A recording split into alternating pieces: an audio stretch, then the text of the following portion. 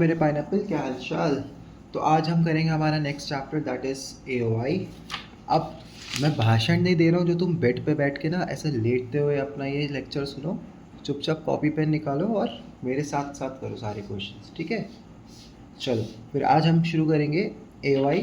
अब इस चैप्टर करता क्या है, इंटीग्रेशन का मतलब क्या होता है। तुम्हें इंटीग्रेशन का मतलब पता है ना, इंटीग्रेशन का मतलब होता है एरिया। तो इस चैप्टर में बेसिकली जितने भी हम कर्व्स बनाएंगे, जो भी बनाएंगे, उसका हमें एरिया निकालना है। किसके रिस्पेक्ट में एरिया निकालना है भाई, एक्स एक्सिस या तो वाई एक्सिस के रिस्पेक्ट में एरिया निकालना होता है। और जिसके भी रिस्पेक्ट में एरिया निकालना होता है उसके हमें लिमिट्स दे रखे होते हैं। जैसे मान लो अगर एक्स के रिस्पेक्ट में हमें एरिया निकालना है तो एक्स की लिमिट दे रखी होगी 1 से 2, 2 से 4, ऐसा कुछ भी दे रखा होगा। और साथ ही साथ हमारी जो इक्वेशन होनी चाहिए वो एक्स की टर्म्स में होनी चाहिए। देखो दो बातें हैं याद करने के लिए।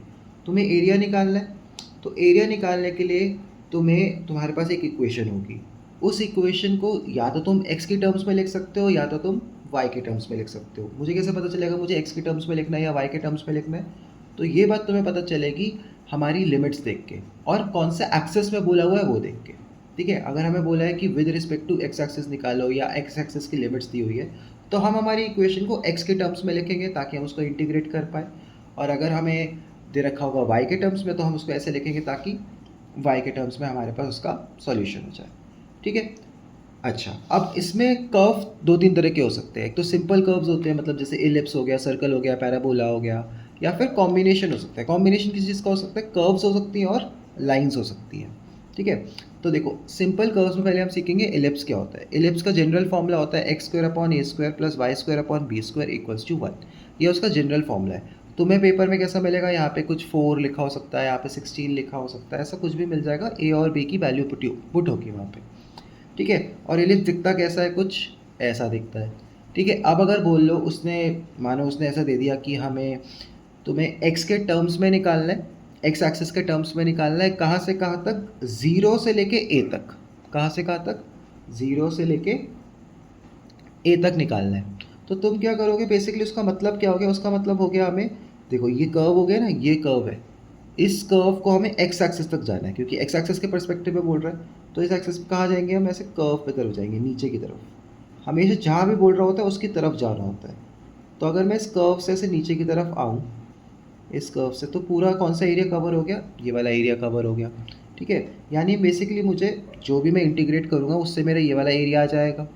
अब जब मैं इंटीग्रेट करके ये वाला एरिया निकालूंगा और अगर मुझसे पूरे एक एलिप्स का पूछा होगा तो मैं 4 मल्टीप्लाई कर दूंगा क्योंकि ये एरिया और ये एरिया बराबर होगा किससे, इससे बराबर होगा। ठीक है, तो अगर एक सेगमेंट का पूछा हो तो तुम ये वाला फॉर्मूला लगाओगे और लिमिट अप्लाई करोगे, एक सेगमेंट का आ जाएगा। अगर पूरे का पूछा हो तो एक का निकाल के 4 से मल्टीप्लाई। ऐसे ही सेम सर्कल का भी होता है। सर्कल का general formula x minus a का square plus y minus b का स्क्वायर का आर का स्क्वायर होता है, जिसमें ए और जो बी होते हैं ना वो उसका सेंटर बताता है कि सेंटर कहाँ है। जैसे यहाँ पे सेंटर 0,0 होगा, हो सकता है थोड़ा सर्कल आगे खिसक जाए, हो सकता है थोड़ा सर्कल पीछे खिसका हो। ठीक है, तो वो उस बात का ध्यान रखना पड़ता है क्योंकि सर्कल के आगे पीछे खिसकने से क्या होगा ना, हमारी लिमिट्स चेंज हो जाएगी। जैसे अभी अगर ये 0,0 पे है तो मेरी लिमिट 0 से स्टार्ट होके आर पे होगी। लेकिन अगर मान लो ये सर्कल 2 आगे होता, ठीक है, तो मेरी जो लिमिट स्टार्ट होती वो 2 से स्टार्ट होती और जो मेरा रेडियस भी दे रखा होता वो r+2 होता क्योंकि उसने तो रेडियस 7 सेंटीमीटर बोल दिया। मैं 0 से अकॉर्डिंगली 7 है, लेकिन हमने तो सेंटर कहाँ बनाया, हमने सेंटर 2 पे बनाया है। तो रेडियस जो फाइनल पॉइंट होगा वो 9 पे जाके मिलेगा। समझ आई ये बात? देखो अभी हम 0 पे हैं और रेडियस अगर 7 है तो ये 0 और ये 7 पॉइंट हो जाएगा। लेकिन अगर ये जो ए होता ये 2 दे रखा होता तो हम थोड़ा सा आगे खिसक जाते, यहाँ पे सेंटर बनाते। अगर ये आगे खिसकता तो ये भी तो आगे खिसका। ये 2 पे था, अगर हमारा सेंटर 2 पे है तो हमारा रेडियस जो पहले 7 पे था अब वो 9 पे हो जाएगा। तो लिमिट्स का फ़र्क आ जाता है, इसलिए हमें चेक करना पड़ता है कि ये ऐसा 0,0 में होगा या नहीं होगा। फिर आ जाओ, देखो पैराबोला। पैराबोला की 4 इक्वेशन होती है, y square equals to 4ax, y square equals to -4ax, x square equals to 4ay, x square equals to -4ay। इन सब का मैंने डायग्राम बना दिया है। इन सब का डायग्राम कैसा दिखता है, जैसे Y square equals to 4ax, ऐसा त्रिशूल के डायग्राम से। पैराबोला इज ऑल अबाउट त्रिशूल, त्रिशूल के डायग्राम है इन सब के। बट मुझे याद कैसे रहेगा कौन सा है, देखो लास्ट में देखो यहाँ पे x, जो लास्ट में x लिखा जा रहा है कैसा है, इस तरफ है ना, इस तरफ मुँह बना देखो, और अगर उसका माइनस हो जाए तो उल्टा हो जाएगा। ऐसे ही यहाँ पे देखो y में उसका मुँह कहाँ है, ऊपर की तरफ है, y में उसका मुँह कहाँ है, ऊपर की तरफ है। तो तुम्हारा जो पैराबोला बनेगा वो भी कहाँ बनेगा, ऊपर की तरफ बनेगा, और अगर नेगेटिव लग जाए तो नीचे की तरफ लगेगा। ठीक है। अब इसमें जो ए होता है, जो इसमें ए होता है वो इसका फोकस पॉइंट होता है। फोकस पॉइंट क्या होता है भाई, इसका ना बीच का एपिसेंटर होता है जहाँ से हम पैराबोला को ड्रॉ कर सकते हैं। ठीक है। तो कई बार हमें बोल रखा होता है कि जो लाइन पास हो रही है वो ऐसे ए से पास हो रही है, तो हमें वहाँ से 0,0 से लेके यहाँ तक का बनाना होता है। तो ऐसे ऐसी चीज़ें बोल सकता है। ठीक। कुछ और अदर कर्व्स भी होते हैं हमारे पास, जैसे साइन एक्स का कर्व होता है, ऐसे 0 से स्टार्ट होता है, ऐसे बनता है 2 पाई तक। मैंने सारी वैल्यूज़ लिख दी, 0 पे, पाई/2 पे 1 होता है, पाई पे फिर 0 हो जाता है, 3 पाई/2 पे -1 होता है। और ऐसी कॉस एक्स का ग्राफ भी होता है जो 0 पे 1 होता है, मतलब अगर कॉस 0 होगा तो उसकी वैल्यू 1 होती है, कॉस पाई/2 पे उसकी वैल्यू 0 होती है, तो ऐसा कॉस एक्स का ग्राफ बन गया। फिर मॉड एक्स का ग्राफ हो सकता है, ऐसा वी शेप का मॉड एक्स का ग्राफ होता है। अच्छा, मॉड एक्स का ग्राफ तो ठीक है, लेकिन अगर मान लो हमारे पास मॉड एक्स में कुछ एक्स ना होके x-1 हो जाए, तो सबसे पहले क्या करोगे, सबसे पहले तुम इसको 0 से इक्वेट करोगे। क्या करोगे, 0 से इक्वेट। तो 0 से इक्वेट करने के बाद क्या आ जाएगा, x=1 आ जाता। इसको 0 से इक्वेट करूँगा तो क्या आएगा, x=1, यानी जो मेरा मॉड का ग्राफ है वो थोड़ा सा एक आगे खिसक जाएगा, किसकी तरफ, एक की तरफ। ठीक है। और अगर ये प्लस में होता तो पीछे की तरफ खिसक जाता। ठीक है। और वहाँ से हम अपने पॉइंट्स को लगाना शुरू करेंगे। फिर हमारे पास y=x² का ग्राफ तो देखो सेम इसके जैसा दिखेगा, पैराबोला की जैसा, बस थोड़ा सा ही फ़र्क होता है, एडिशनल फोकस वगैरह पॉइंट्स का फ़र्क होता है, बट ग्राफ ऑलमोस्ट बनाने में दोनों सेम रहते हैं। y=x³ ऐसे आके नीचे की तरफ जाता है। तुम कहोगे सर x² का ऐसे है, x³ का ऐसे, ऐसा क्यों है? तो देखो x² में हमेशा, मतलब कोई भी चीज़ का स्क्वायर कर रहे हैं, चाहे x की नेगेटिव वैल्यूज़ ले ले जो इस साइड वाली होंगी, या x की ये वाली वैल्यूज़ ले ले जो पॉजिटिव होंगी, y क्या आएगा, हमेशा ही पॉजिटिव आएगा, इसलिए ये ऊपर का ग्राफ है। लेकिन यहाँ पे अगर x की वैल्यू पॉजिटिव ली तो y पॉजिटिव होगा, लेकिन अगर x की वैल्यू नेगेटिव ली तो क्योंकि क्यूब है वो ऐसे नीचे आ जाएगा। ठीक है। तो ये दोनों ग्राफ होते हैं, ऐसा ध्यान रखोगे तुम। ओके जी, वेरी गुड। ठीक है। चलो, अब हमारे पास ये बेसिक नॉलेज तो हो गई। और कॉम्बिनेशन ऑफ ग्राफ्स में क्या होता है कि भाई एक कर्व होगा, जैसे ऐसे ये सारे कर्व्स है ना, उसके बीच में एक लाइन मार दी होगी, जैसे कि फॉर एग्जांपल अभी तुम्हें देख के बताता हूँ।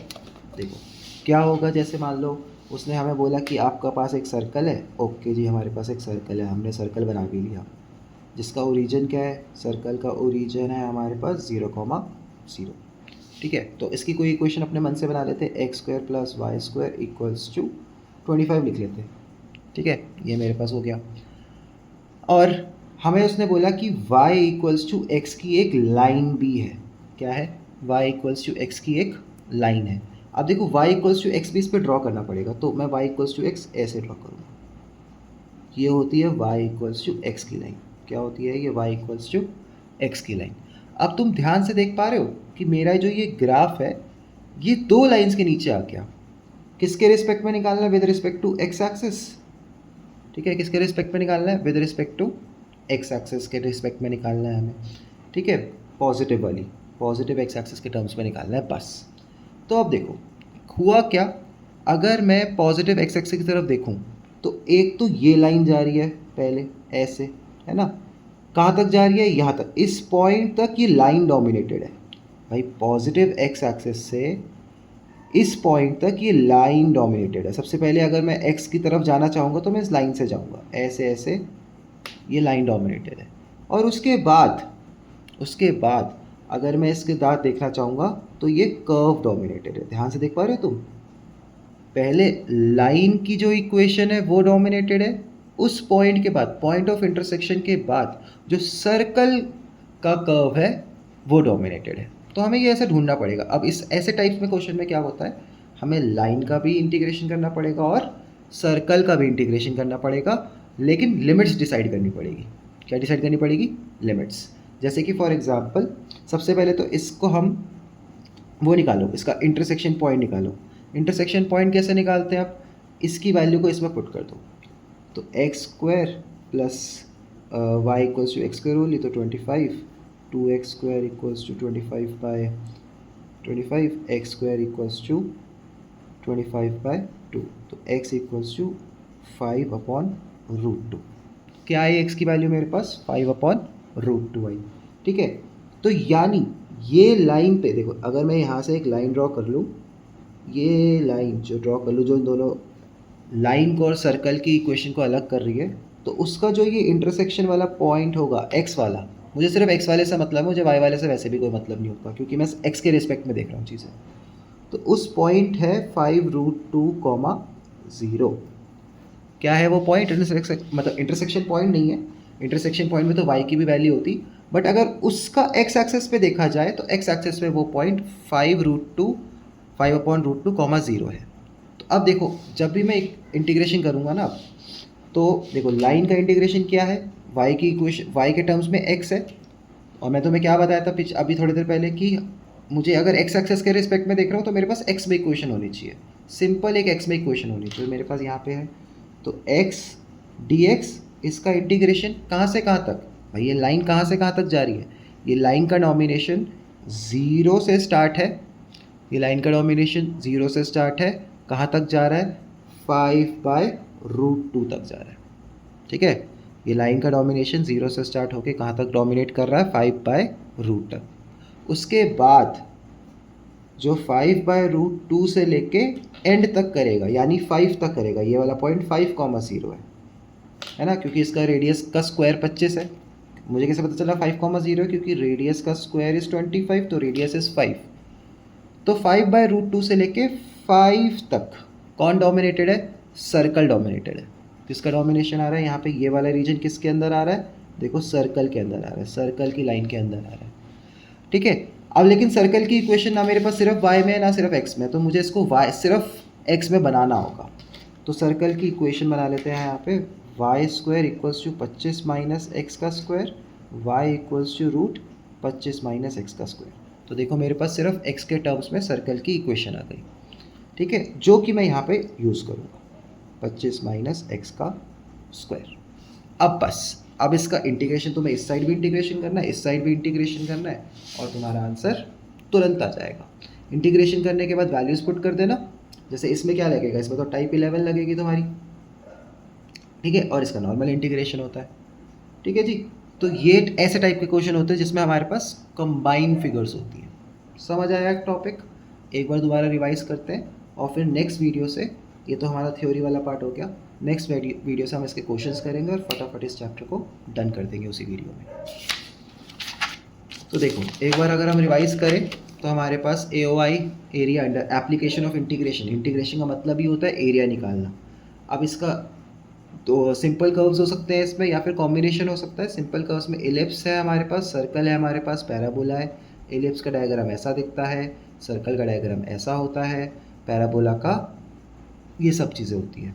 ठीक है, इन सब में मार्क इम्पॉर्टेंट क्या होता है, इनके पॉइंट्स को मार्क करना, क्योंकि ये पॉइंट्स ही हमारे क्या हो जाएंगे, लिमिट्स हो जाएंगी। ठीक है, और क्या इंपॉर्टेंट होता है, विद रिस्पेक्ट टू कौन सी एक्सिस है, एक्स एक्सिस है, वाई एक्सिस है, उस रिस्पेक्ट में हमें इक्वेशंस को लिखना होता है।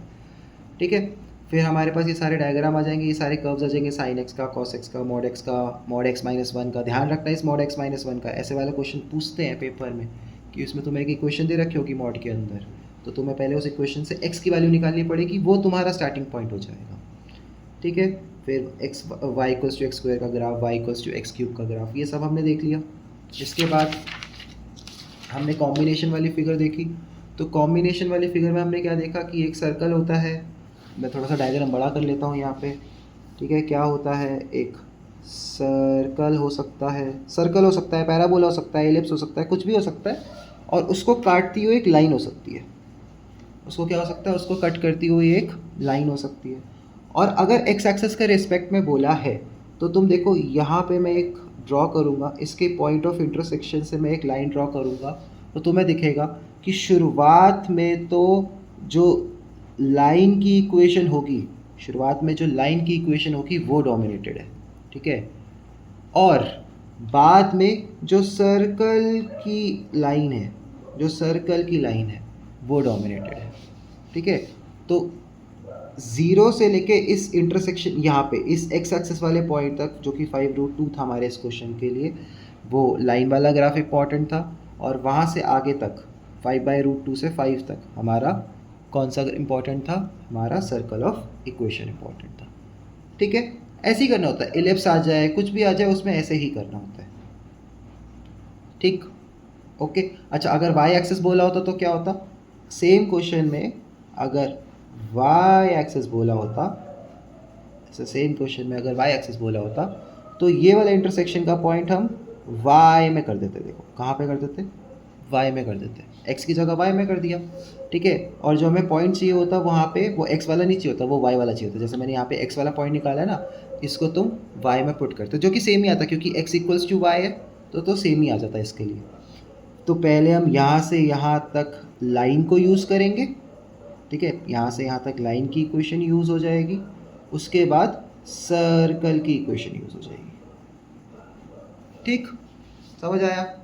चलो मिलते हैं नेक्स्ट वीडियो में, तब तक के लिए बाय बाय।